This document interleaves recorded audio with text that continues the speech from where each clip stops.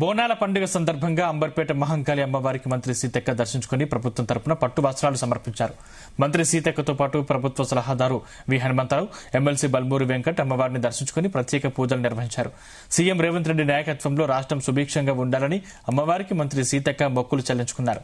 వర్షాలు బాగా కురిసి పంటలు బాగా పండి రైతులు సంతోషంగా ఉండాలని అమ్మవారిని వేడుకున్నారు.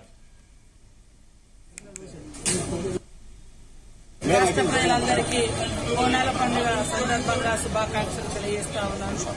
మరి రాష్ట్ర ప్రభుత్వం ముఖ్యమంత్రి రేవంత్ రెడ్డి గారు ఆదేశాలనుసారం అదేవిధంగా ఎండోమెంట్ శాఖ వారి చేత ఈరోజు రాష్ట్ర వ్యాప్తంగా ముఖ్యంగా హైదరాబాద్ లో కూడా పెద్ద ఎత్తున బోనాల పండుగ నిర్వహిస్తున్న సందర్భంగా అంబర్పేటలోని బిజిలీ మహంకాళమ్మ గారి ఆలయంలో ఈరోజు ప్రభుత్వం తరఫున తెలంగాణ రాష్ట్ర ప్రభుత్వం తరఫున పట్టు వస్త్రాలను మరి సమర్పించడం జరిగింది. ఈ కార్యక్రమంలో అతిథులుగా పెద్దలు గౌరవనీయులు మా అన్న హనుమంతరావు అన్న, మా తమ్ముడు మరి ఎమ్మెల్సీ వెంకట్ గారు, మరి ఇక్కడ ఉన్నటువంటి స్థానిక ప్రజాప్రతినిధులు, అధికారులు, ఎండోమెంట్ వారి అందరం కలిసి ఉదయం 7 గంటలకే అమ్మవారికి పట్టు వస్త్రాలను సమర్పించడం జరిగింది.